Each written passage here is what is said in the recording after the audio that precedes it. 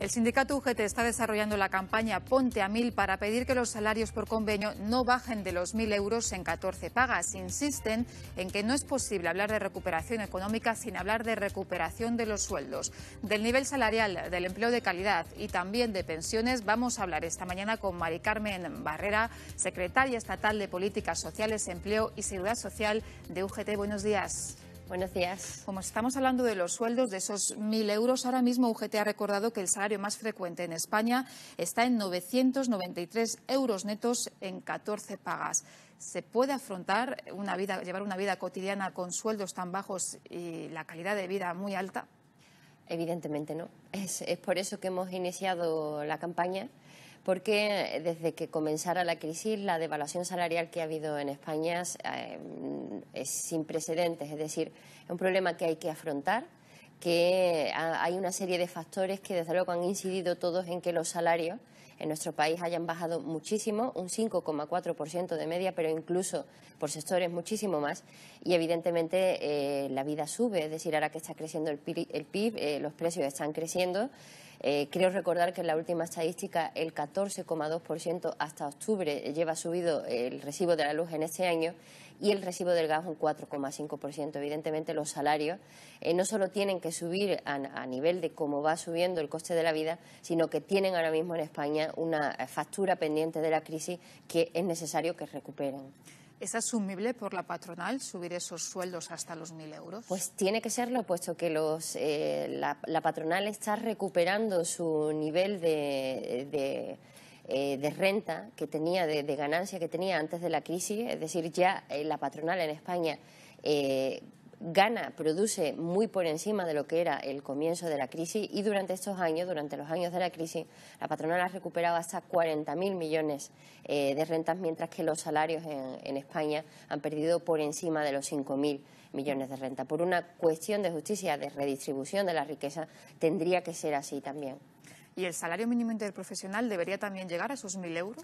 Efectivamente es lo que planteamos, es decir, es necesario que nuestra economía haga un tirón hacia arriba de lo que es el reparto, la redistribución de la riqueza, de las condiciones de vida de los ciudadanos, y eso solo se consigue con cuestiones como que el salario mínimo al menos esté en esos 1.000 euros, que las pensiones mínimas también alcancen esos 1.000 euros, puesto que estamos hablando de un mínimo asumible para tener una mínima calidad de vida en nuestra sociedad.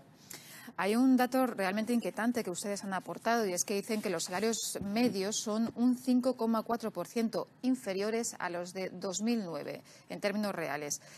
¿Salimos de la crisis más pobres? Efectivamente, eso es lo que comentaba hace un momento, que en 2012 este país tuvo una situación extraordinaria de rescate. Estábamos al borde del rescate por Europa, y desde el Gobierno se nos pidió a la ciudadanía una serie de sacrificios, que nos apretáramos el cinturón. Eso lo recordaremos todo, en pro de ese rescate, de solventar esa situación puntual que tenía España.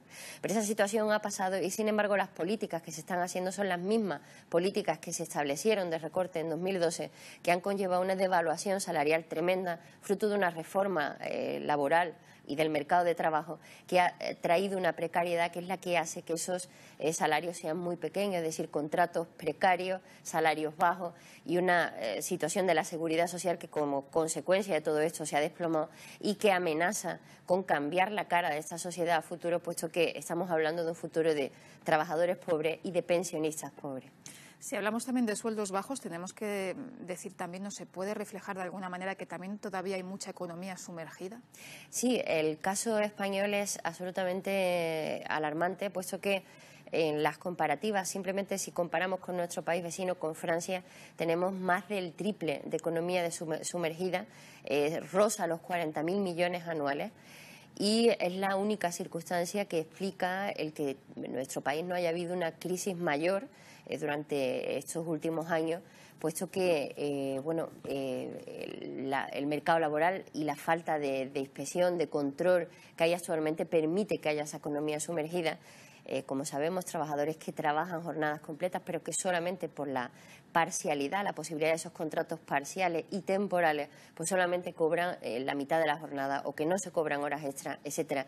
Todo eso conlleva ese mercado de economía sumergida que está instalado, pero está instalado con nuestra estructura jurídica, es decir, habría que cambiar el mercado de trabajo, había que cambiar las reglas de control y de inspección a empresas y todo el mercado de proveedores para que efectivamente saliera a la luz, porque eso hace un daño terrible a nuestra economía. No se es consciente del tremendo daño que se hace, puesto que se evade no solo el cauce normal de la riqueza en nuestro país, de la cesión del impuesto hacia el bien público, hacia el bien común, sino que además se instaura la precariedad de alguna manera en esa forma de vida que muchos trabajadores no tienen más remedio que asumir, puesto que no tienen para vivir.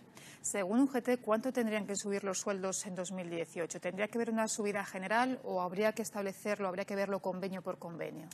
Bueno, nosotros en la última negociación que estábamos negociando con la patronal, con COE, establecíamos una banda entre un mínimo de un 1,8 y un tope de un 3%. Es decir, estamos hablando de que es necesario no solamente, como decía, que los salarios suban conforme a lo que va a ser el IPC este año. Casi la mayoría de los economistas pronostican una senda de al menos 10 años de IPC que estarán en torno al 2 o algo más, algo por encima, 2 o 2,2%. Por tanto, es necesario que se suban los salarios con el IPC, pero también que recuperen parte de esa deuda que la crisis ha dejado a los salarios de los trabajadores y que, como vemos, el crecimiento de la economía dispara los precios y es necesario que se recupere poder adquisitivo. Sería necesaria la subida generalizada, pero al no haber acuerdo todavía, por eso hemos iniciado esa campaña de al menos 1.000 euros para como una orientación a los negociadores en convenio a que marquen esos sueldos en convenio al menos en 1.000 euros. El presidente de los empresarios en Castilla-La Mancha dijo aquí en Castilla-La Mancha Despierta que los sueldos tendrían que estar ligados a la competitividad. ¿Están de acuerdo? Bueno, no podemos estar de acuerdo. No es la solución, digamos. Ya hay bastantes estudios. Eso procede un poco de esa idea que está instaurada en España sobre que los trabajadores españoles no somos productivos, no somos muy competitivos. Es algo que está absolutamente desmentido. Ya hay bastantes estudios que acreditan que somos muy competitivos, muy productivos los trabajadores en nuestras jornadas laborales. Pero sobre todo eso ya está establecido, es decir, ya es una regulación que existe actualmente en nuestro país, el ligar los salarios a la productividad, pero desde luego ahora mismo no es el problema, es decir, no se puede eludir el problema de esa brecha que se ha creado con la crisis, es decir, los sueldos han bajado considerablemente como nunca en nuestra historia, en la historia de este país. Hay un problema tremendo de poder adquisitivo en nuestro país, está ahí. Actualmente hay un problema de cotización precisamente por esos bajos salarios a la seguridad social a la que se le está haciendo ese agujero por la depreciación salarial, entre otras cuestiones, y no se puede pretender resolver un problema que netamente es de subida neta buscando alternativas como la de la competitividad, que son cuestiones que vendrían, digamos, más laterales. Otro problema importante en España es el empleo, la temporalidad en el empleo, ¿no? ¿De qué manera se puede luchar? Pues volvemos a lo mismo, es necesario reformar nuestro mercado de trabajo, es decir, el sistema de contratación, por ejemplo, que existe actualmente en nuestro país consagra la temporalidad. Nuestro mercado ya era muy temporal, es decir, se hizo la reforma laboral en 2012 para tratar de resolver esa temporalidad que era altísima, más de 11 puntos de media por encima de la media europea ya antes de la reforma laboral. Sin embargo, la reforma laboral vemos que lo que ha hecho es que crezca aún más esa brecha de temporalidad con el resto de países europeos, porque el sistema de contratación y toda una serie de reglas que permiten que haya sobre todo un alto nivel de fraude en la contratación en nuestro país instauran de manera casi crónica la precariedad y la temporalidad en nuestro país. Es necesario actuar sobre lo que es las reglas del juego, es decir, sobre las normas que rigen la contratación y que regulan también el control de la contratación y de otros factores en las empresas, puesto que el fraude es algo que el Gobierno tendría que marcarse como objetivo prioritario a combatir en nuestro país. Pero, Mari Carmen, si no tenemos en cuenta los datos estacionales del empleo, Navidad, verano, Semana Santa, si quitamos esos datos, ¿se está creando empleo en España? exactamente es lo que decimos en UGT, no se está creando empleo. Es decir, el último dato del paro de octubre decía que subía la cifra del paro en casi 57.000 desempleados más. Eso con el crecimiento, con todo el crecimiento que se está anunciando este año de PIB, hay casi 3.700.000 desempleados. Y el problema es que la recuperación que está teniendo el PIB, el Producto Interior Bruto en España, y la economía, están dejando al margen a una serie de trabajadores que no pueden, no están en condiciones, para lo que marca las condiciones que ofrece este mercado de trabajo, de acceder a él. El problema más preocupante es que más de 2 millones de trabajadores son desempleados de muy larga duración, es decir, que llevan más de 2 años buscando trabajo, están prontos a caer en el desánimo, es decir, a pasar a población inactiva. Ese ha sido uno de los problemas de estos meses anteriores, que muchas de las cifras del desempleo que decían que el desempleo bajaban, era porque realmente bajaba la población activa. Por esos trabajadores, tanto jóvenes que no encuentran empleo, como mayores de 50 años que después de más de 2 años sin encontrar trabajo caen en el desánimo. Y bueno, hay casos realmente flagrantes que hemos denunciado muy recientemente en el sindicato. Los mayores de 50 años han visto un crecimiento del desempleo de hasta un 334% durante la crisis, y hoy por hoy no se les ha ofrecido aún ninguna solución. Es decir, hay más de 1 millón de trabajadores mayores de 50 años que cuando cedan a la jubilación, que no va a ser a tardar mucho, dadas las leyes de nuestro país que marcan la jubilación obligatoria a los 61 si se está en el desempleo, van a ver una pensión que va a estar recortada hasta en el 40%. Es decir, estamos hablando de fábricas de creación de pobre futuro en nuestro país, y hay que atender, hay que calcular, instaurar, poner en marcha políticas activas que actúen sobre estas situaciones que ha dejado la crisis y sobre las que aún no se ha aportado ninguna solución, no se ha hecho absolutamente nada. No se va a corregir la situación solo con que se cree empleo, porque hay disfunciones estructurales ya en nuestro mercado de trabajo que necesitan que se actúe decididamente para corregirla. Si hay empleo o si no hay empleo, repercute directamente también en las pensiones. Evidentemente. ¿Qué situación está España con las pensiones? Pues la situación, como digo, fruto de esa reforma, se desploma. Es decir, fíjate si directa, hay una relación directa entre lo que es el mercado de trabajo y la caja de la Seguridad Social, que con todo la pérdida de empleo que hubo entre 2008 y 2011, donde se perdieron hasta 5 millones de puestos de trabajo, la Seguridad Social en 2011 todavía tenía una situación saneada, es decir, prácticamente no tenía déficit y el fondo de reserva estaba saneado. Sin embargo, solo con la promulgación de la reforma laboral en 2012 se dispara el déficit a casi 12.000 millones de euros. Y son ya, desde 2012, 6 años consecutivos en que los déficits han ido creciendo, coincidiendo con esa reforma del mercado de trabajo que lo que hizo fue precarizar.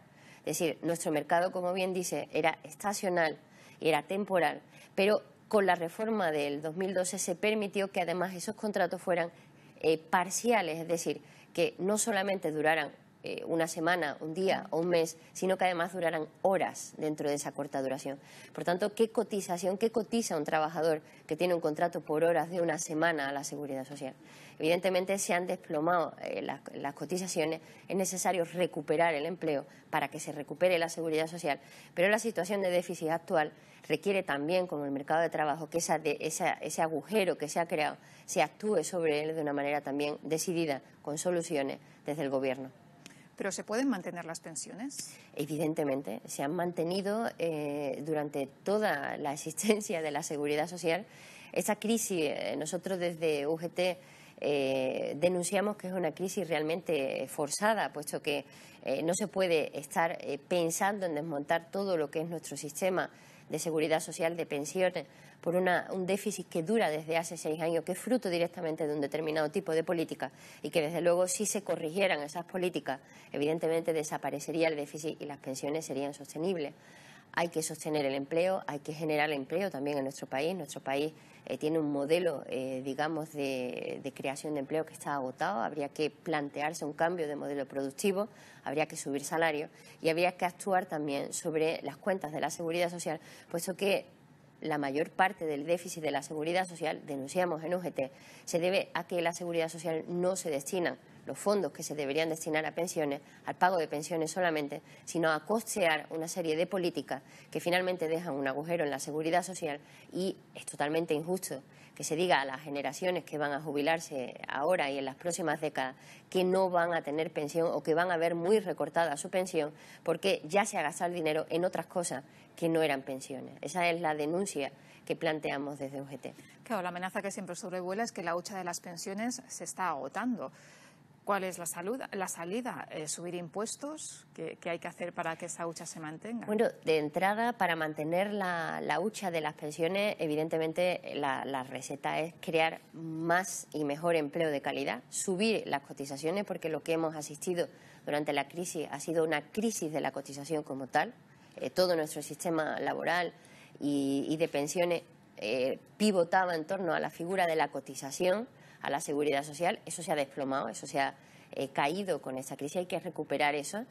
Pero hay una situación transitoria donde por mucho empleo que se cree, por mucho que se suban salarios y se aumenten las cotizaciones, esta situación que se ha creado, como te decía, con la discriminación de determinado tipo de trabajadores en el mercado laboral, necesita actuaciones decididas, y probablemente si se agota la hucha de las pensiones actualmente, el Gobierno tendrá que acudir a financiar la seguridad social desde los presupuestos generales del Estado.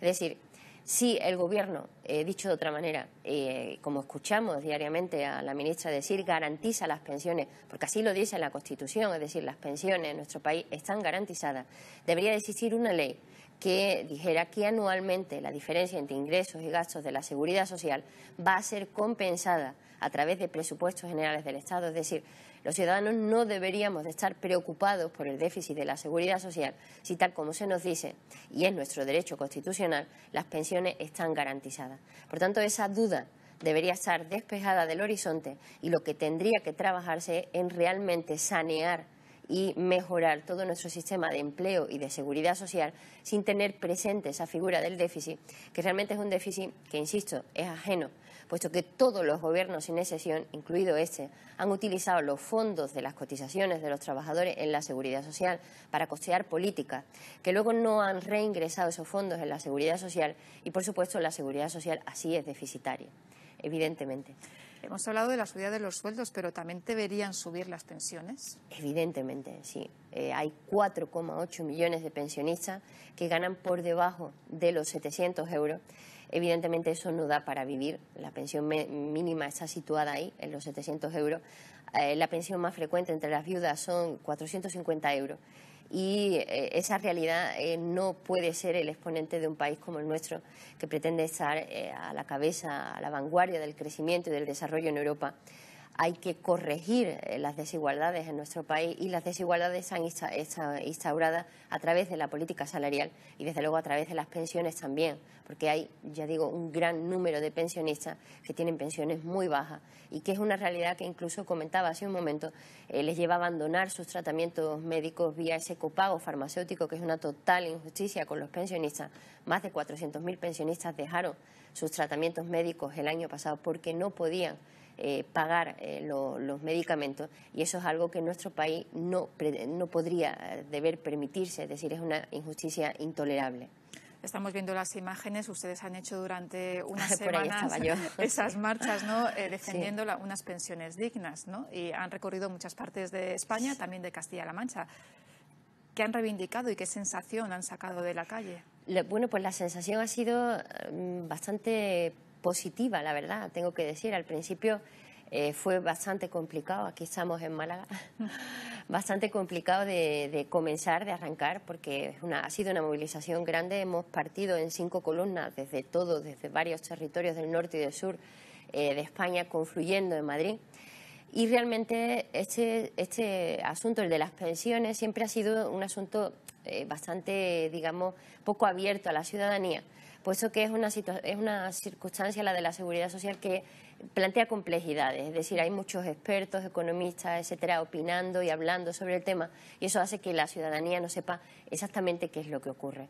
Nosotros hemos simplificado el mensaje en el sentido de que es necesario que en este país las pensiones recuperen poder adquisitivo como los salarios, es decir, pero el problema de las pensiones es que hay una ley que se promulgó en 2013, una reforma del Gobierno, que va a obligar a que las pensiones pierdan poder adquisitivo cada año. Entonces, es, como digo, una realidad intolerable. Es decir, no ya que no recuperen, sino que es que además pierdan. Pueden perder, y esto lo reconoce el Gobierno cuando manda la comunicación a Europa, pueden perder hasta un 20% de poder adquisitivo cada 10 años. Es decir, no es ni siquiera un cálculo nuestro de UGT. ¿Por qué? Porque el IPC va a seguir subiendo, como digo, según dicen los economistas, por un 2 o un 2,2% cada año. Pero la ley de la Seguridad Social, que marca el crecimiento de las pensiones, dice que estas van a crecer un 0,25% cada año mientras se mantenga la situación de déficit. Y la situación de déficit va a existir porque el Gobierno no ha adoptado en 6 años absolutamente ninguna medida para corregir el déficit y porque la ley efectivamente dice que en tanto haya déficit, las pensiones solo subirán al 0,25%. Por tanto, esto es la cuestión que hemos metido, digamos, en el debate público a la ciudadanía, político, en todas las instancias, en el Parlamento. Hace un año se aprobó una proposición de ley para que las pensiones subieran al IPC, con la mayoría parlamentaria. Hemos querido hacer partícipe a toda la ciudadanía de toda la reivindicación que hemos llevado de más de un año de acción, tanto en el Pacto de Toledo como en el diálogo social, como en el Parlamento. Y el Gobierno no ha tomado ninguna medida y es por eso que hemos querido que la ciudadanía fuera consciente de la situación, es decir, de que no es un problema de los pensionistas actuales, es más un problema de los pensionistas futuros, porque la ley va a actuar de manera lineal para todos, es decir, ni porque se ingrese antes o después en el sistema de pensiones se va a estar al margen de esos recortes y desde luego las pensiones, el nivel que tienen en España, no permiten que se puedan seguir recortando. Hablamos de que hoy por hoy un salario de 1.000 euros produce una pensión de aproximadamente 800 euros y de que en 2050 ese mismo salario de 1.000 euros producirá una pensión de 400 euros. Evidentemente es una realidad que tiene que conocer todo el mundo. Ya digo, la respuesta ha sido muy buena, ha sido un poco duro, pero la respuesta ha merecido la pena. Hemos tenido el apoyo aquí en Toledo, atravesamos toda la ciudad en la manifestación y la gente nos aplaudía desde las casas, desde las ventanas, porque es una reivindicación muy social. Estamos hablando de que si las pensiones el día de mañana son de miseria, la población pensionista de nuestro país se va a duplicar y por tanto tendremos una ciudadanía en España muy pobre, una sociedad muy de miseria y desde luego un sindicato como UGT de clase comprometido con un modelo de sociedad no puede ni mucho menos dejar de luchar porque esa realidad no llegue a ser en España. Pues Mari Carmen Barrera, muchas gracias UGT por habernos acompañado aquí en Castilla-La Mancha Despierta. Muchísimas gracias a ti. Gracias y buenos días. Nosotros continuamos con más cosas.